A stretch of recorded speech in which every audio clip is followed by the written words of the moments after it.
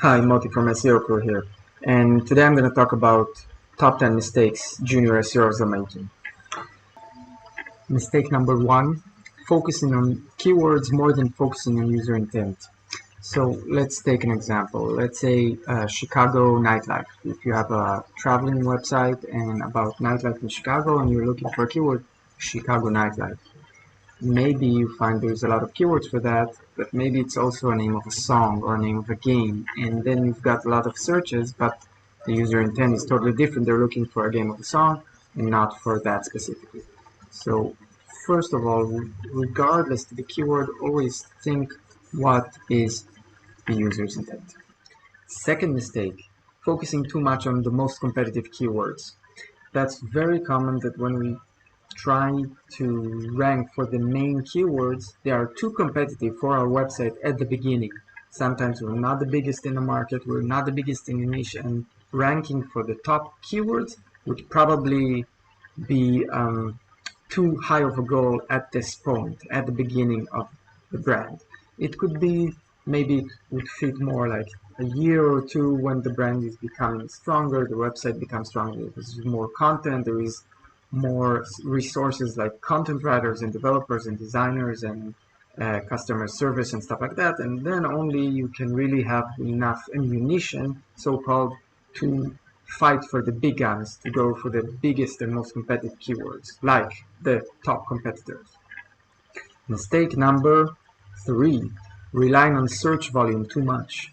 So what happens many times is that we are finding the search volume for a specific keyword, and it could be very low, and we may decide, no, there is not that much search traffic, I don't want to spend effort on these small keywords, on these long tail keywords.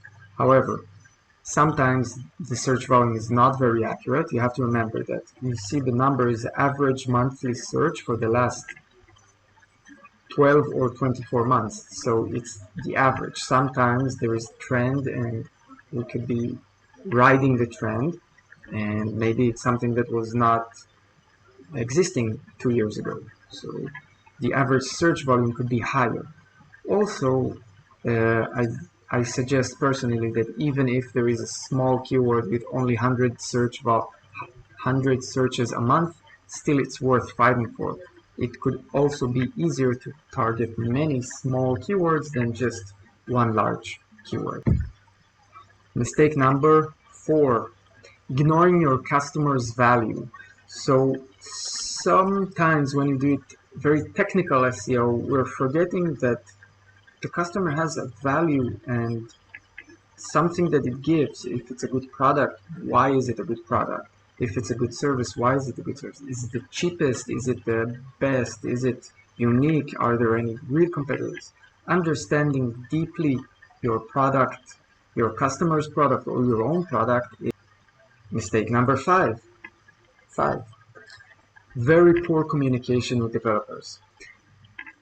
SEOs and developers are speaking many times different languages, however, they're also using and treating the same entity, which is the website. So poor communication about redirects, about meta tags, about site speed and optimization for images and stuff like that is very important for SEOs.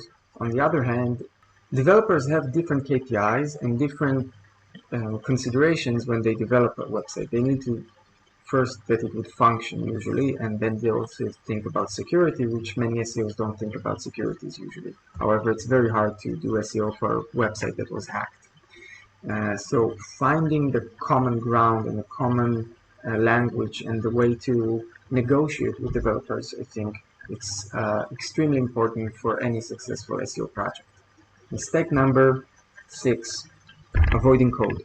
Many SEOs prefer to avoid code than learn how to code or learn how to understand HTML, CSS, JavaScript, PHP, C#, databases, SQL, etc.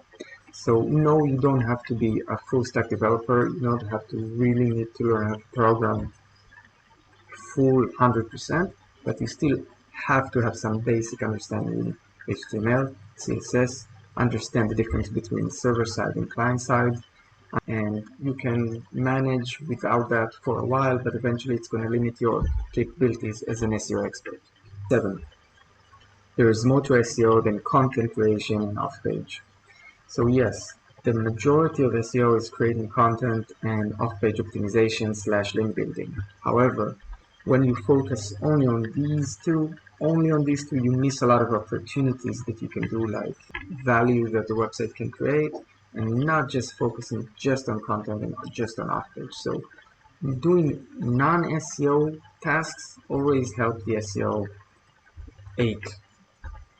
Ctrl+shift+I. Mobile first index. So when we check a website, when we review it, when we check the code or just the user experience, we have to remember that at 2021 and for many years now, most of the web traffic is mobile.